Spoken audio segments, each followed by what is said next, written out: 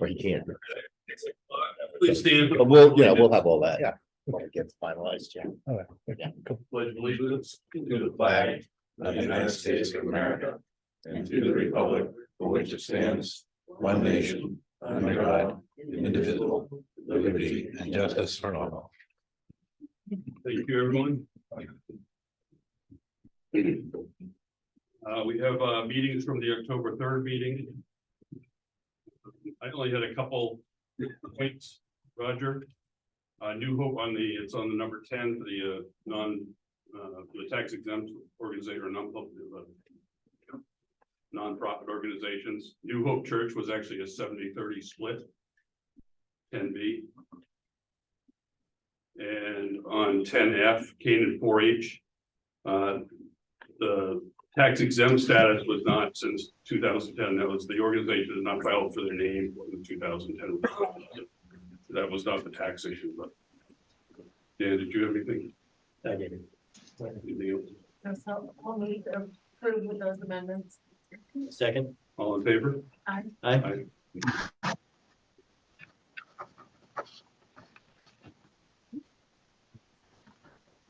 Thanks.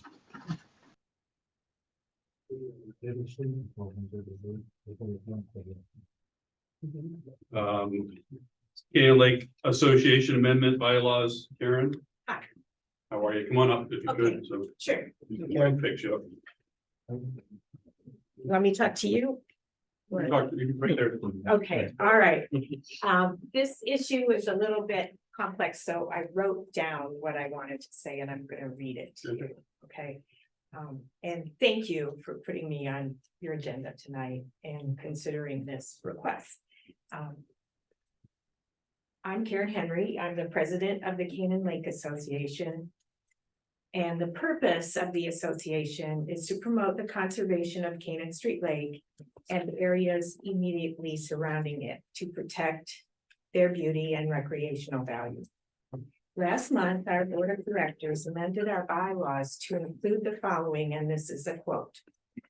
The town of Canaan Select Board shall be invited to select one among them to serve as a member of the Canaan Lake Association Board and to act as a liaison between the town and the Lake Association. Unquote. So this bylaws change was made after discussion among the board members that highlighted that the health of the lake will benefit from select board membership on the Canaan Lake Association Board of Directors. The town, its citizens, and the Canaan Lake Association share this valuable resource that we are all interested in preserving. This is especially true in a time of climate uncertainty and in which water is becoming a resource that is more and more precious. Canaan Street Lake is a source of drinking water for the town, and it is the location of a very popular public beach. We believe that the lake will benefit if the Lake Association better understands how we can provide information to and support the select board on issues related to the lake and the watershed surrounding it. We can mutually educate each other on matters related to lake health. Here are 3 examples where we might be able to help each other. We can mutually explore opportunities to address lake health, especially as it pertains to the reservoir. An indication of pollution, including dissolved salts such as chloride, is measured by the water's electrical conductivity. Canaan Street Lake's conductivity is apparently increasing now at an exponential rate. That of Goose Pond is not. Canaan Street Lake's conductivity is more than 2 times the median of the state. The 2022 measure was slightly above 100 microsiemens per centimeter. Don't worry if you don't know what that means. And the state's average is around 42. In 1975, Canaan Street Lake's conductivity was 42 microsiemens per centimeter. And we think that this increase is due to the high concentrations of salt that the state uses for winter maintenance of Canaan Street. We could work together to address this issue with the state of New Hampshire. That's one example. A second example is that many Canaan Lake Association members have witnessed, and I'm going to use the word educated, boaters and swimmers entering the reservoir and have asked them to remain outside of it. A few times in the last few years, we have had to call law enforcement to help keep the reservoir clear of boaters. We could work together to provide a more robust barrier to the reservoir. 3, together we could encourage and help homeowners on the shore and those living in the watershed to the lake live in a more lake-friendly manner. The nonprofit NH Lakes has a program called Lake Smart, which is a great source of information on practices that improve lake health. And the New Hampshire Department of Environmental Services Soak Up the Rain program has several very easy, straightforward, do-it-yourself projects that will reduce runoff into the lake. So in closing, we, the Board of Directors of the Canaan Lake Association, believe that having a select board member on our board will provide an effective education and action conduit for the select board, the Lake Association, and the community. So we are eager to build collaboration and enhance communication among the select board, the Canaan Lake Association, and the broader community, all of whom have a vested interest in the lake. And thank you again for letting us invite you to select a member for our board. Thank you. How often do you meet? We meet,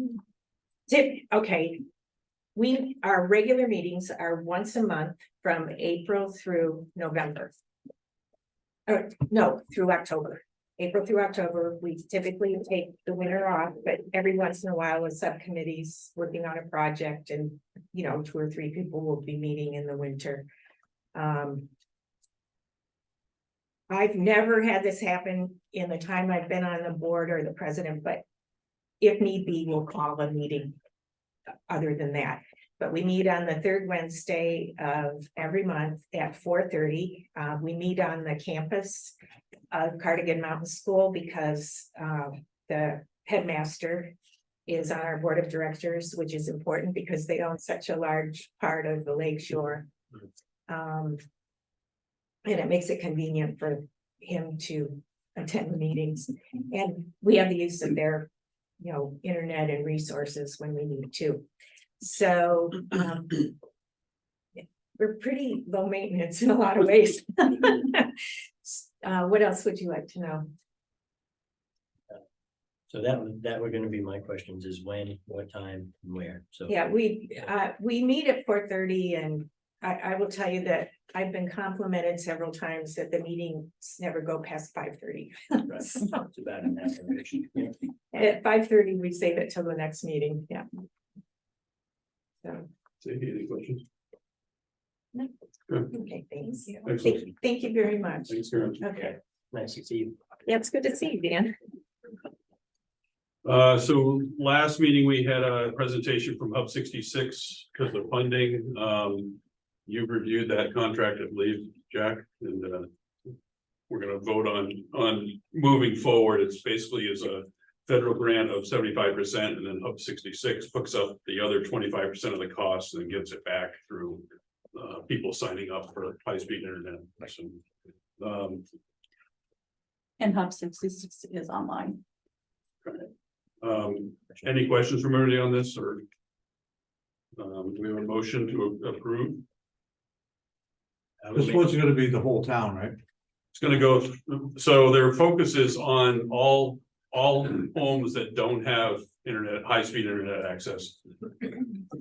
As they do that and they put trunk lines out, they're gonna go buy houses that already have high speed, and they would, those people would end up having 2 options, Comcast or this, so. The only reason why I'm asking that is because, when the other cable companies come through, they were supposed to hitch up everybody, and they said, well, those guys are too far out. Right. Yeah. So this is part of, and if you're on, you can answer that question from Michael, so. Sure. Oh, go ahead, Michael. Sure, yeah, so basically, the grant is gonna fund us building to every house that doesn't have access to high-speed services.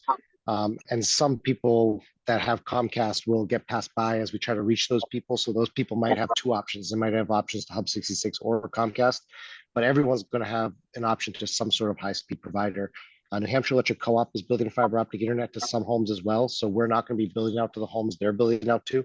But again, there might be some cross because we're building to some people that they decided not to build to, and they're going to build to some people as well. So the whole goal is at the end of this, every single resident in Canaan will have access to a high-speed service provider. But I think I have understanding of what they're talking about, Larry. If you list, for example, there's a very short road in town, there's 3 houses on it, and all 3 of those houses already have internet. These guys aren't gonna go up there. No, I'm So just. it won't be to- People that don't. Right, it won't be to everywhere in town, but they're gonna focus on all of the areas in town that aren't offered service right now. And some areas or residents that aren't offered service may Comcast coming almost to their house. And then these guys are gonna run with that, so those houses would have 2 options, Okay. if that makes sense. And it's quite extensive. Under this proposal, in order to get to every unserved resident, we have to build almost 57 miles of fiber optic cable. So there's going to be a lot of people that have 2 options for providers.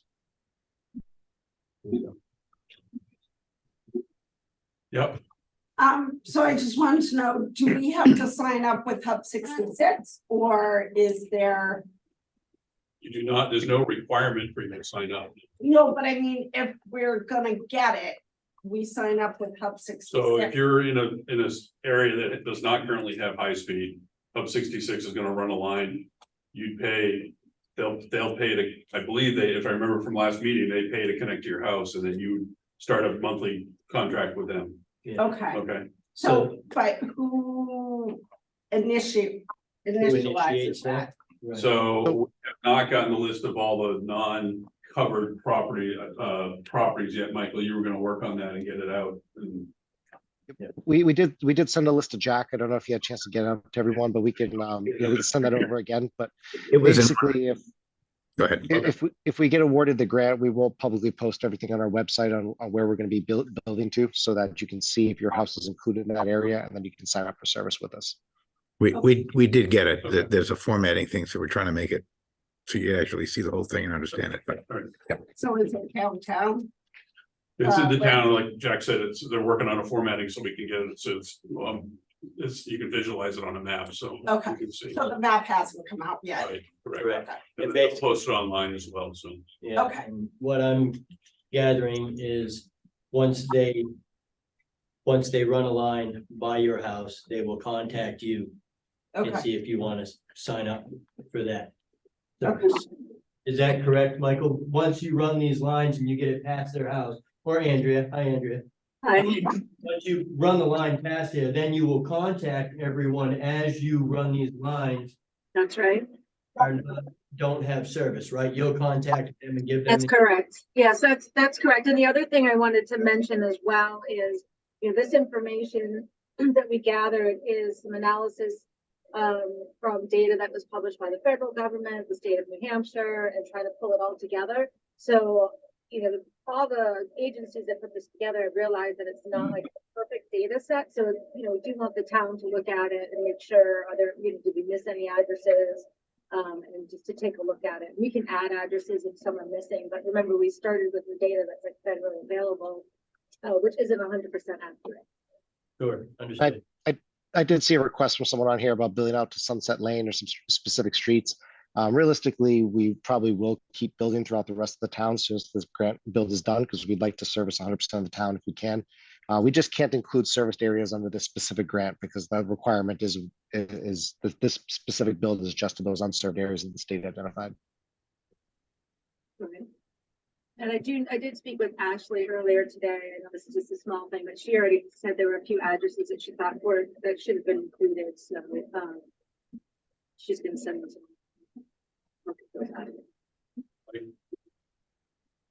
Does that include underserved areas as well, either because it's copper with poor service or something like that, or is there, what's the standard for unserved? What's The this? state broke it down in like two speed categories, unserved and underserved. Unserved is almost like less than 25 megabits per second is what they defined it, which we kind of look at as the DSL only people. And then there's people that are less than 100 megabits per second, which are probably people that have cable that have a poor experience. So if they're listed on that list, we're going to build out to those people. But like we said before, like we're building out more than half the town on this proposal. So like I think we're going to reach a lot of people that the state may not have identified, but still could benefit from having an alternate provider available.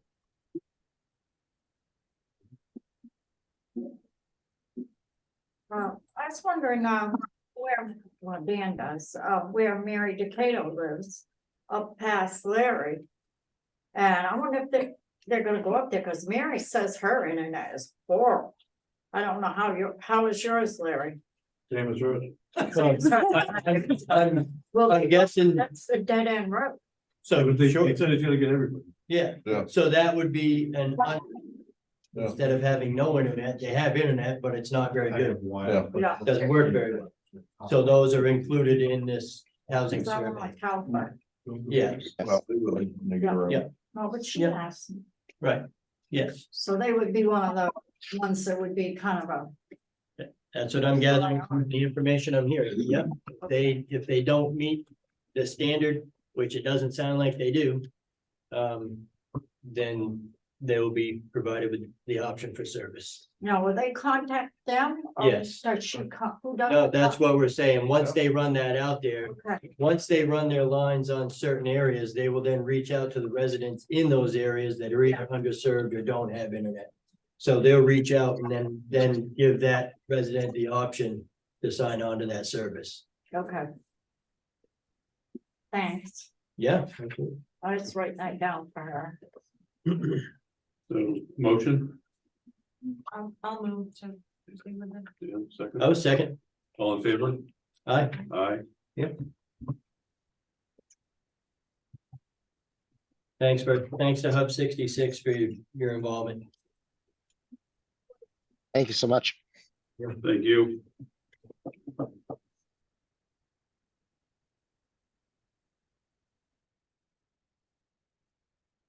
Is Ed here yet from Enfield? I don't believe so. I haven't seen him come in, so, No, okay. Carrie Ann, you have a correction of vacation balance you wanted, oh, that's for non-public, I'm sorry. We had the Board of Trustees of the trust fund lost a member. And we're looking for a new one. We only had one person show interest in that position. And that's Nick Valley, who's on the back. Do I have a motion to accept his application? I would second. All in favor? Aye. Aye. Congratulations. And thank you. Thank you. Appreciate it. And I'm taking it Yeah. since you've met Mick. and- Yeah, I thought I was gonna have to say something. If you'd like to, you can. Say- No. I don't want them. I don't want We kind of, Yeah. yeah, we discussed a little bit before and understand you were on board. with it. So I have just one more thing. I received a letter for the 2024 Old Home Day Committee.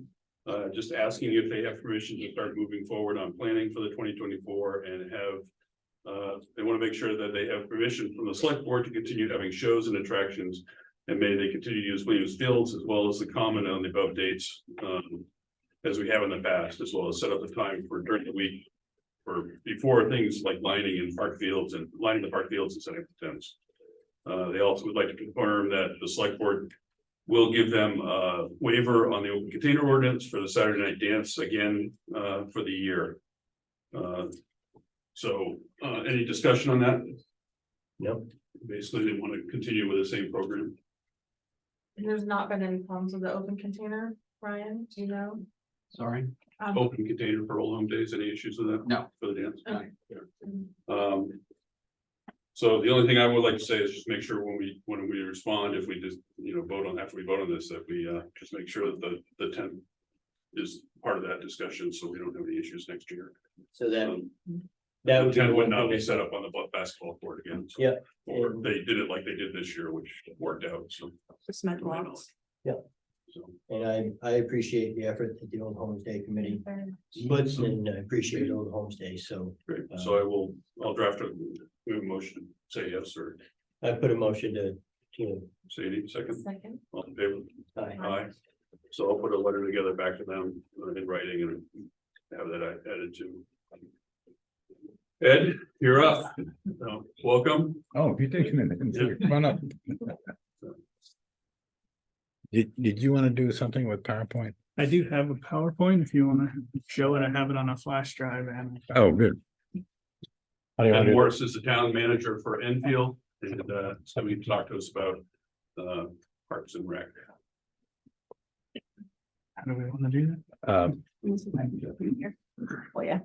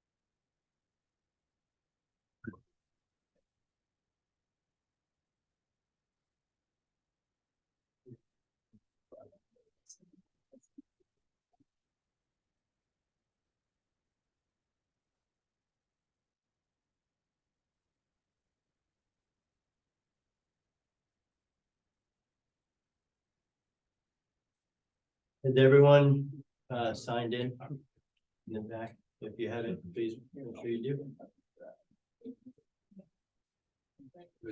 I did. There's a whole pile of stuff that's what appears.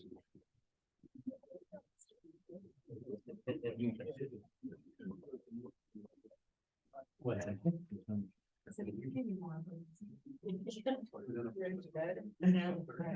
Please do. Yeah.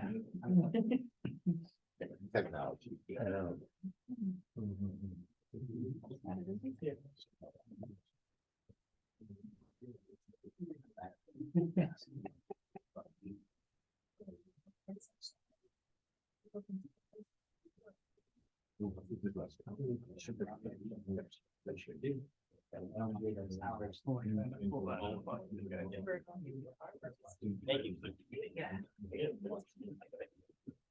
Are you prepared to share the screen?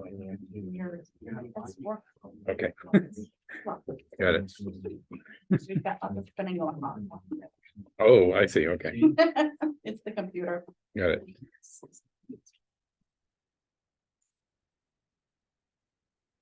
I'll go ahead and start. And Yeah, if that if- gets up, she if- can catch up. Yeah, and if we don't have success, we'll just put it on the website and we can make it, we can actually incorporate it, make it part of the minutes, whatever. Yep. Yeah. Yeah. it's kind of updates. So we'll do that. I may have someone joining me. Jamie Ivy Okay. said he might be able to make it. He's the president of the Mascoma Youth Sports League Okay.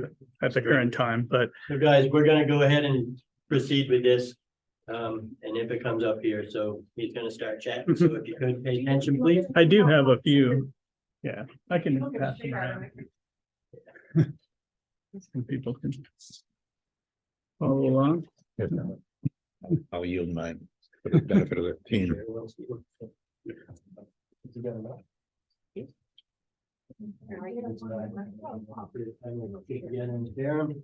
Until we can hopefully get it up.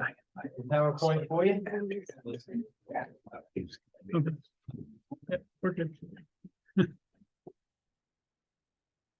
So, all right, I'll go ahead and get started. Just a basic overview. There's quite a few slides here, but I'm going to go through them really quickly. If you guys don't know, MYSL is currently a parent-run volunteer board. It's a 501c3. They kind of run and manage youth sports, maintain their own bank accounts, do all of that. They maintain and they run sports for kids ages K through 6. And then once they go to middle school, they move on to high school and middle school sports. So why I'm here, and it's really hard to see on the slides, but like many other volunteer organizations, MYSL has been having a lot of difficulty getting volunteers. Workload's been going up. They're having trouble. The board themselves are starting to get burnt out. I talked with some of the board and they say they, during the time when sports are really going on, they're going to work, working all day, coming home, feeding the kids and getting on the computer for 3 to 4 hours at night to do finance work and those types of things. So in 2022, after I started in Enfield, they called me in. And Just if you say next slide, then she can advance the okay, PowerPoint. I'm on slide 3. Now, hopefully this one's easier to see because the printout's really small, but so it's a little bit better. So I'm on point 3. In 2022, I was approached by the MYSL board to discuss the possibility of Enfield taking over administration of youth sports. And part of the reason is bullet 4. In 2022, we had added on a full-time recreation director, and they were wondering if that might be something that the recreation director could start to do.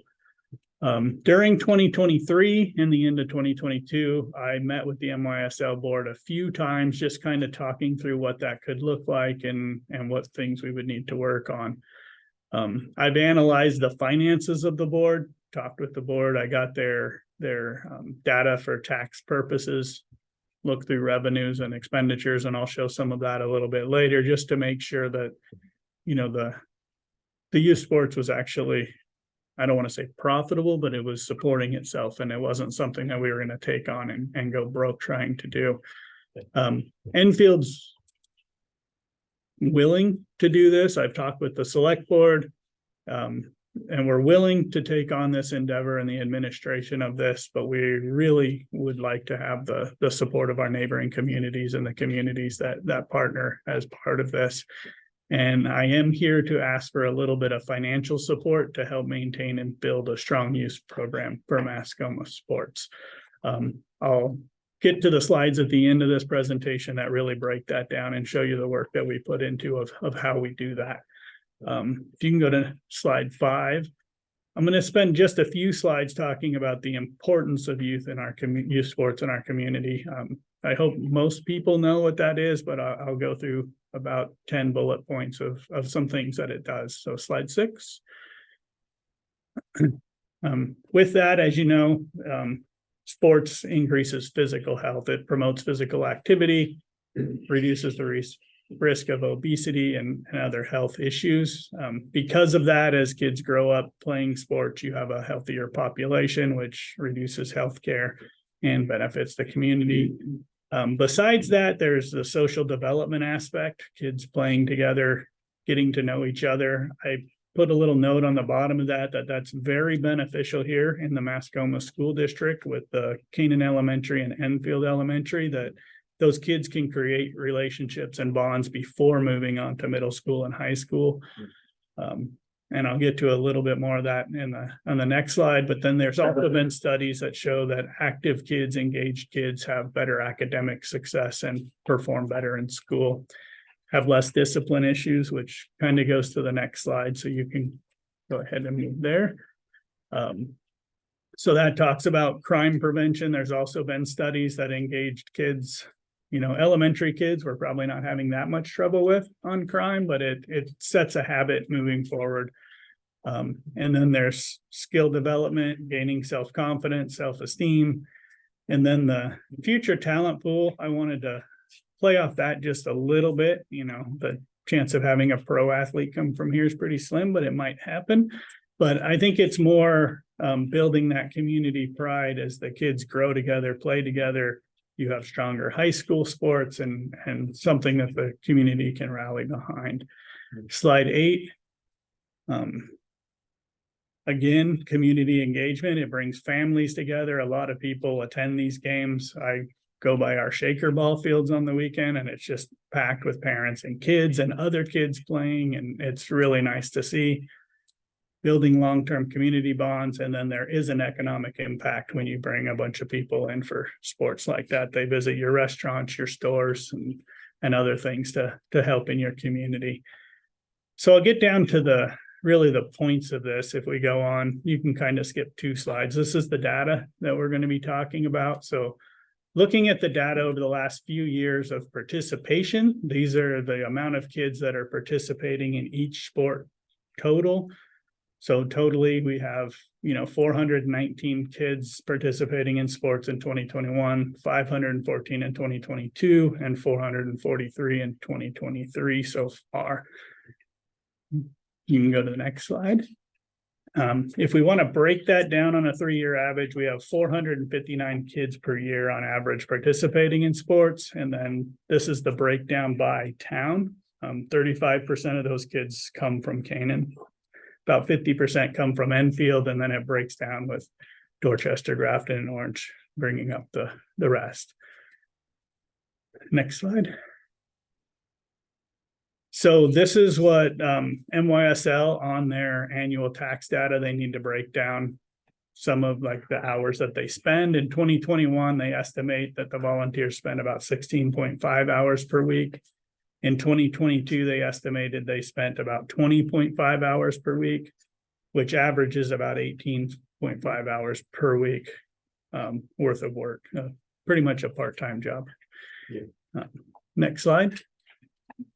So what's the plan? What have we been talking about? We missed slide 12 unless you intentionally skipped it. Did we miss slide 12? Yeah, he said he skipped a couple. Skip back up to 12. We'll see what it is. Oh, that's kind of important. Yeah. So this is really just their revenues. It's a little bit important. It was one of the things I wanted to see. But in 2021, you can see they made about $4,000 bringing in the revenue they brought in and the expenses. This really doesn't break down where that revenue and expenses came from or went.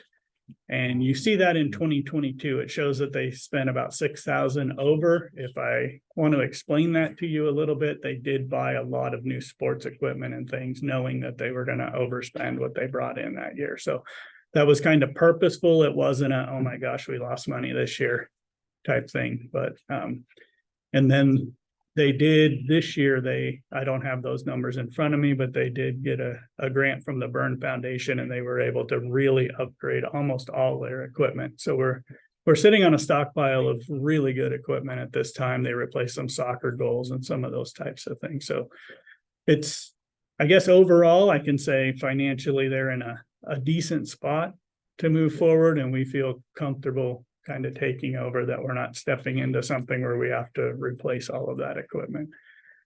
Slide 15, we'll skip. This is kind of what we're planning on doing if the other towns are willing to work with us. Our Enfield Recreation Director will administer and manage the youth sports. They'll attend regional youth sports meetings. This is one of the things that was really hard for the MYSL volunteers, because they usually meet during the day because they're Parks and Rec department people from all around the area. They will manage and advertise the signups. As you know, they use a computer program now, or as you may know, they use a computer program now. We're going back and forth right now if we take it over, if we'll use the same program or if we'll morph them into what we call our Rec Desk program, but it would be a computerized sign up to make it easy for people to sign up. They wouldn't have to come to our town office, anything like that. They'll help recruit coaches and officials and organize trainings and do things to keep that side of the sports moving, help create practice and game schedules, create and oversee participation and spectator guidelines. And I misspelled that. What we're talking about there is just making sure that the rules are clear and understood. I mean, we all know there's rules to play the sports, but we've seen those news clips on TV when the spectators get out of control and those things. And we try to make those guidelines really clear for people so they knew how to act when they were there. And if we had people acting out, that we could address those issues. Slide 16. What we think we are going to find in some efficiencies, we're actually estimating 10 hours per week of their time, which is a lot different than the 18.5 average, but we do believe someone sitting in the office being able to dedicate time to this and doing the same thing over and over instead of swapping volunteers, we're going to find some efficiency and be able to do that. We'll run AP, accounts payable through our normal AP process, which will add little to no time to our AP person to do that. So I don't think that's something that we're going to have to deal with. That, one person I know for sure goes home and deals with finances for them, and it's not her normal job. So I'm sure it takes a little bit longer. We're going to see a little bit of cost savings because Primex, our insurance cover, covers youth sports. So there's no extra insurance requirement on the town to run that through Primex. And then less time coordinating field use and maintenance, because at least if we're using infield fields, he's the one that sets that up. So it's pretty easy, but we're also really open and actually encouraging the use of other fields throughout other towns. I think it's important that we be able to have that. So here's the big slide, I guess. What I did is I broke down his personal costs. So his salary plus all benefits that the town pays right now is about $91,000. The youth sports portion, 10 hours a week, is $22,931.21. Average program expenses using the MYSL numbers minus the insurance rates and some of those things is $15,863.37. which makes personnel and expenses for the year approximately $38,794.58. If we take the 459 average participation and we charge what they've been charging now, the $45, we end up with costs after registration fees of $18,154. And then I just took that number and divided the participation rate from the slide you saw before to come up with what it would cost each town if we were to participate equally in this. As you can see, it was for Canaan, it was $6,434.34 a year. I did round up. So in the last column, what I'm asking for from the town of Canaan, if you guys would be willing, is $6,500 to get this lifted off the ground. Enfield will be putting in there $9,100, and hopefully the other three towns would follow suit. This is the first town that I've talked to coming to talk to you guys, but I do believe this is something that we can build a long-going sports program that's just a little bit more consistent, a little more robust. There is a cost, but I don't think it's an exorbitant cost. And what this will allow us to do is charge equal fees across to everybody if we were to take it on. There are a few things that we had to do when we transferred to a full-time rec where we had to charge non-resident fees, and something I really would not like to do as we take this over. What are those two different rates? Right now? It depends on what we're doing. I know our youth camp, and I don't know the rates offhand, but we have to charge an extra rate, and it's really just covering those costs that the town of Enfield's already absorbing. We're not going to make any money off this. One of the things we will do, and I might have put it in the next slide, but we're looking if we move forward with this, we'll create a special recreation fund where all money flows in and out of. So that way it's slide 1 or point 1 right there. So what that'll do is all the money would come into that fund, all the fees would come into there, expenses would go out of there, and whatever's left would stay in that recreation fund to buy more equipment. Or if there was a little bit of excess, we would be able to mark down the prices for the next year equally. Annual reports would be presented to all towns that participate with finances, ongoing support, what we're looking for.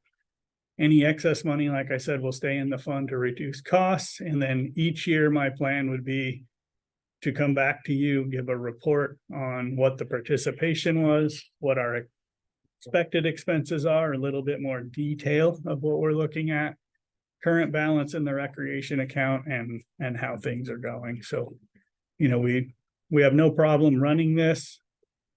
And that's really what we're looking for, is just to help support and build the youth sports in our area. And just wanted to come talk to you guys, give you guys a chance to ask questions. If you have any great ideas we haven't thought of, we welcome the opportunity to work together on it, and just wanted to bring it before you. Really like the idea of sharing fields in other towns too, or facilities in other towns too, but not Yeah. having all falling in infield, so. No, I think that's a really important piece of this, is moving people around and making sure that we're using the resources that we have available. Right. And Would you be willing to meet with our budget committee? We have our vice chair of the budget committee right behind you, and think that it might be beneficial for them to see it as well. absolutely, yeah, whatever we need to do to. That would be, Yeah, I'll touch on that. okay. Well, I certainly like the idea, but it's figuring out the logistics and the money part of it, obviously, right? But I Yeah, know we'd hate that to see it Masco go. Youth, Masco Youth Sports League has been around forever. I played on. Yeah. Masco Sports League. Well, and one thing I didn't say is I have asked them that I would like them to keep their 501c3 and to stay Mascoma Youth Sports League, but what we talked about doing is shifting the priority of that. So we would run and manage the youth sports, and the parents could really be parents, and they could do some fundraising still, but they could throw pizza parties and buy uniforms and equipment for the kids, and just make sure that they're involved in the fun aspect of sport and not trying to manage the day-to-day business of running a sports league. And I think that's a good thought process. I think that brings the stress level down, which brings the antics down. Right? You're gonna enjoy watching the kids learn, which means messing up. Yeah. Right? So, yeah, I'm on board. Yeah, I think that's a good thought process. Mike, Is the $97,000 the cost of the full-time recreation director? Noted, or- With benefits. 97,000. Yeah, with benefits and New Hampshire retirement and all the stuff that goes along with paying personnel. any other questions? Ed, thanks for coming in. Jack actually mentioned that you've had some experience with fleet leasing in several towns, and I have. would you like to share that with us? Because we're considering going that route, or trying to see if it's an option for us as we go forward in 2024. Yeah, I've worked in 3 different places here in New England, and we've actually capital leased in all 3 of them in some fashion. And it's different everywhere. It's really nice if you can save up cash and pay for this equipment, but it's as we all know, it's getting more and more expensive, and it's harder to do that.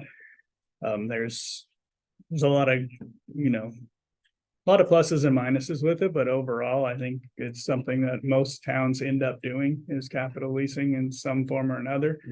When I was in the city of Claremont, we capital leased every piece of equipment. They didn't pay cash for anything, and a lot of that was because they didn't have the extra surplus to do that. It's Emergency service vehicles, everything. emergency service vehicles, everything. It's, I was gonna say a $500,000 fire engine, but they're not that anymore. They're a lot more than that now, but it's really hard for a town, especially a smaller town, to be able to save up that kind of money and do it. If you started the day you purchased one and you saved up for the 20-25 years you kept that engine, you might be able to get there, but most of us don't do that, and we're not sitting on those piles of cash to be able to do that. One of the things I talked to Jack about when we talked about coming here was in the town of Weathersfield, we were kind of like every other town. We were capital leasing some, trying to save to do some others, and the highway supervisor came to me, and he had this plan that we really started looking into, and I didn't get to pull it off before I left, but he had 7 DPW trucks, and he was looking at capital leasing all of them 1 year after another. He talked to, I believe it was Clark's International out of Vermont, and we were setting up a capital lease program where we would buy a truck, put it on a 7-year lease with a 7-year warranty, and then trade it back in with a guaranteed buyback of almost about half of what we paid for it.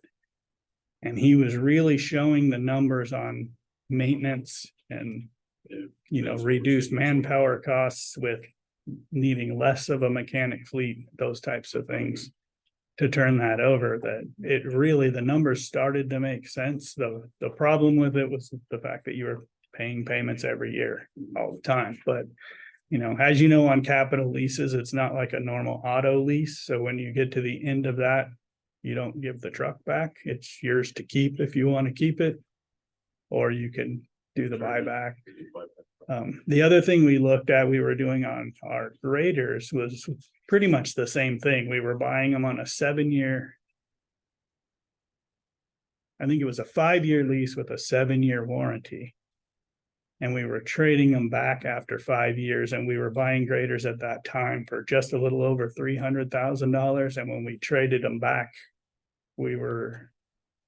I don't remember the exact numbers, but when it all came out in about 5 years, it was costing the town about $130,000 for 5 years worth of grader use. We never had the grader breaking down because it was under warranty, brand new. So, I mean, there's different frames of thoughts, and we've done that. We've done a couple capital leases in Enfield, but they've really worked really hard I don't know how many years before I got there to build up their capital fund. So they have been able the last couple of years to buy police cars and those types of things with cash, but we did lease a fire truck. Yeah. Gotcha. Yeah. I think that's the overall thought process that we're talking about, is the guaranteed buyback program and having the warranty included in that. Yeah, you can get some really good deals with the town because you get government pricing when you buy it, and then you can sell it back at non-government pricing. And so you really got to look at the numbers, but it's always going to cost you money. There are finance charges, those types of things, but when you really play it out with maintenance costs and all the other things, the cost starts to really come down, and you can manage how much it's going to cost you on an annual basis to have these vehicles. And the fact that we just don't have the money to. Yeah. to buy what we need. Well, and the other thing with it that I don't know that you can quantify in a dollar figure is the reliability of your vehicles, knowing that when it snows, that vehicle's going to work and you're going to get your roads plowed. So And that's the thing, our employees are actually doing the job that they were hired for. Mhm. Because the equipment is working, and that's theoretically, that's what we're all looking for. So, yeah, there's not much worse than a broken down snowplow and you take another driver or another piece of equipment trying to get over there to work on a plow or to get it back to the shop so you can continue plowing. And so- me as a town manager, I'm getting the phone calls in my office of, it's been 3 hours and I haven't seen a snowplow and my street's covered and I need to go to work. And Yeah, understood. So, Did you have any recollection about the service response time that you were getting under the capital lease program from the vendor? Response time for when things do break. yeah, it really depends who you're using. And that was a big part of our RFP process. In Claremont, almost always Reed's International in Claremont won the bid. Because they were right there. They get a lot of the stuff out of Enfield too. And I know when we have a problem, they are right on top of it and they So fix something we it. should So, build into the contract is what you're basically saying. yeah, I think you need to talk to them and see. I have not awarded contracts because the service provider was an hour and a half away, and being able to either get them down there or get them up to you or get the truck down to them is difficult, but it's definitely something to look at and make sure that they have someone semi-local that can respond. Thank you. There. Yeah, thanks.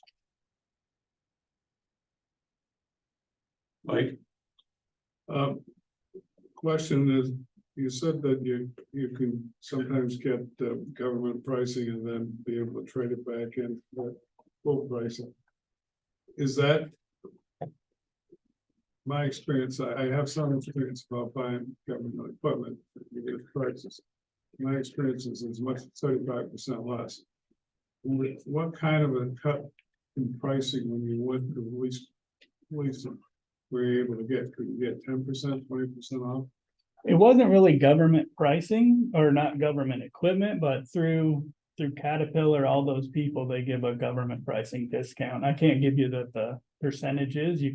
I'm sure you could make a phone call to some of the vendors you've been looking at, and they'll tell you what that discount is. But And the whole program is wrapped up, the financing and the equipment and the servicing is all wrapped up in the dealership. Or is it, if you separate out the financing from the dealership? it depends how you want to do it.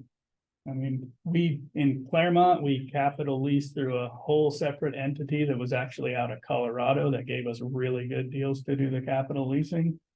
In Weathersfield, we were looking at doing the whole program through Clerks International. So it really just depends on what deal you get, where you want to go, and how you want to run the program.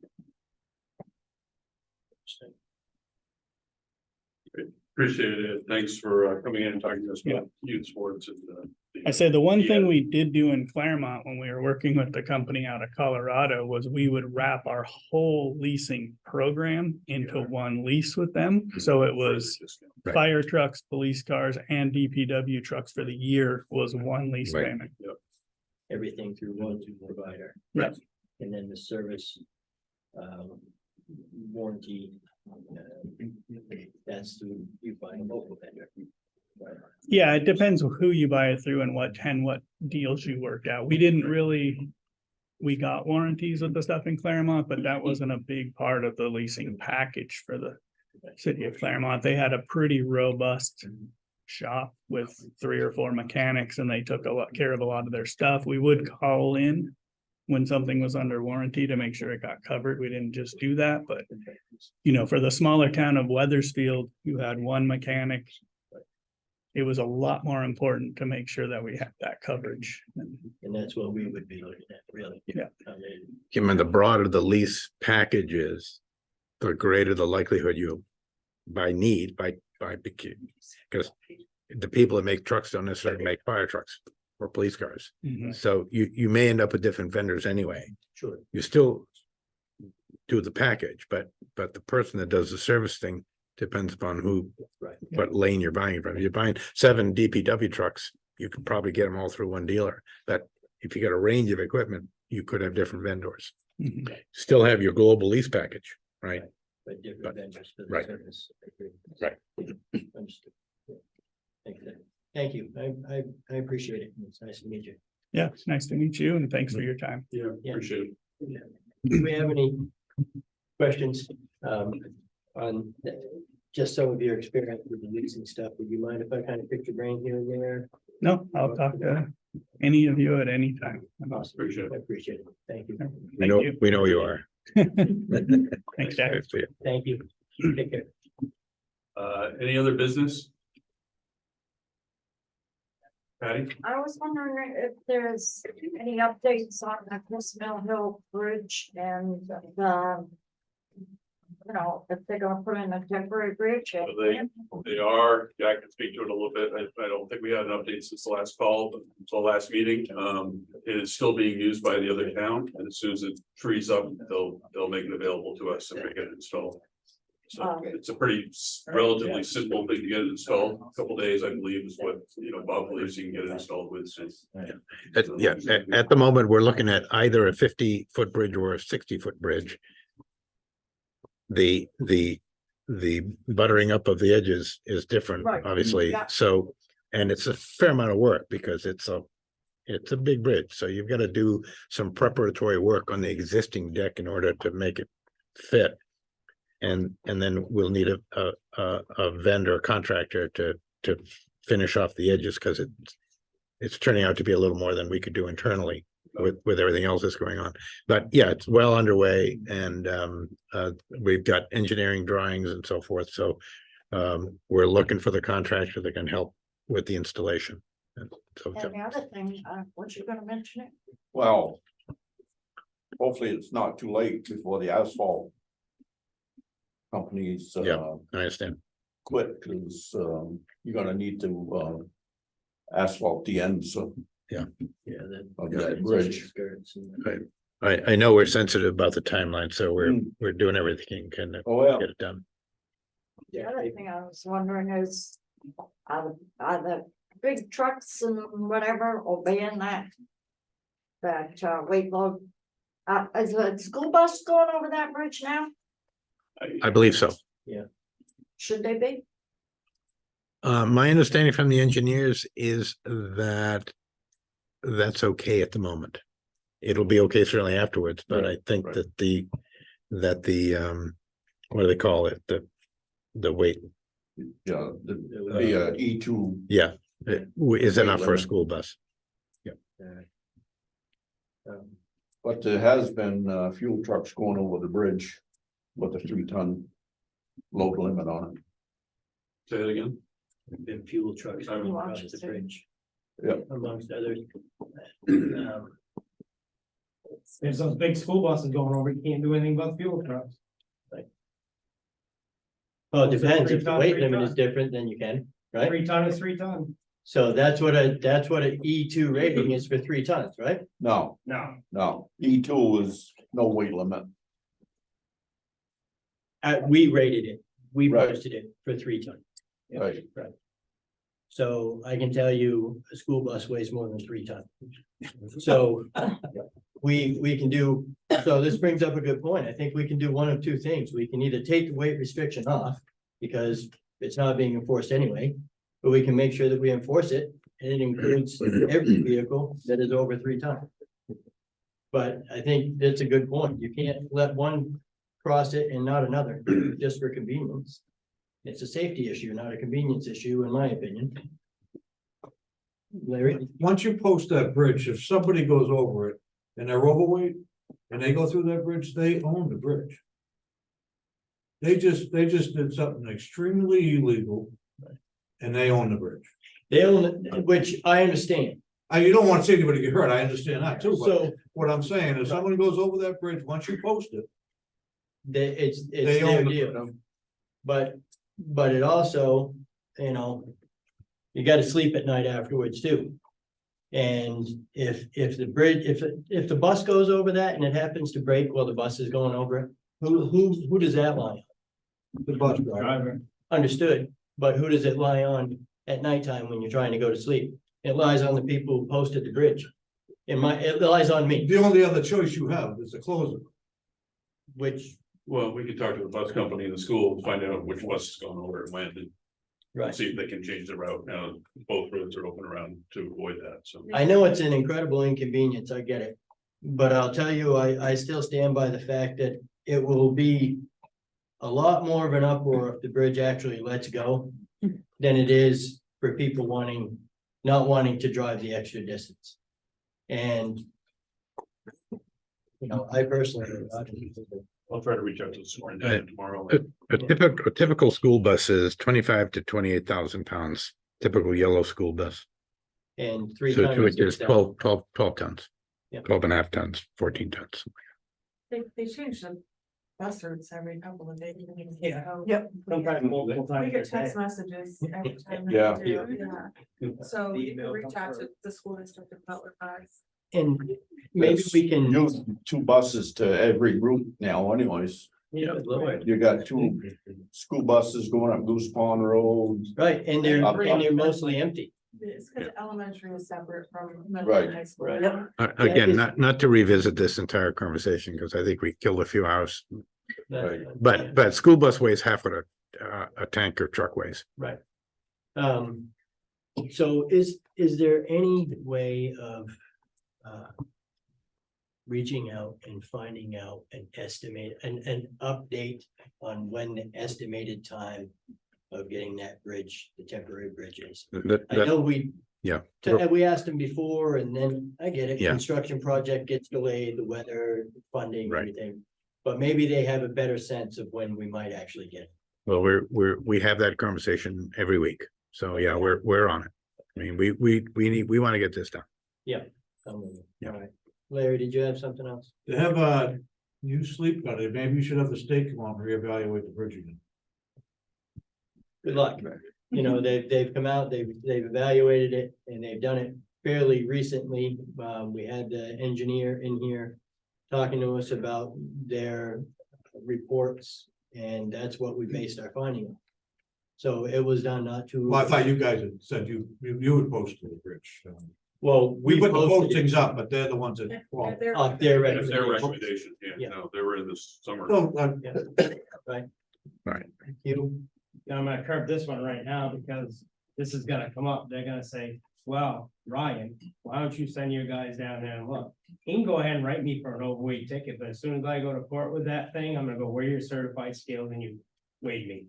And he doesn't have it, so. All I right, have- again, we, I have no intention in asking our local police department to go down and sit there and police the bridge that has signs on it that trucking and bus companies should be paying attention to.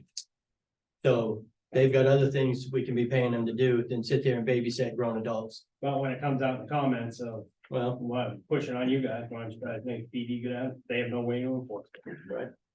Understood. All right, well, we're on it. we have a plan and Yeah. we're gonna get it done. Okay, any other business? Motion to go into non-public, Second. all in favor? You- Thank you, everyone. Yeah, thank you, guys. First. So this is the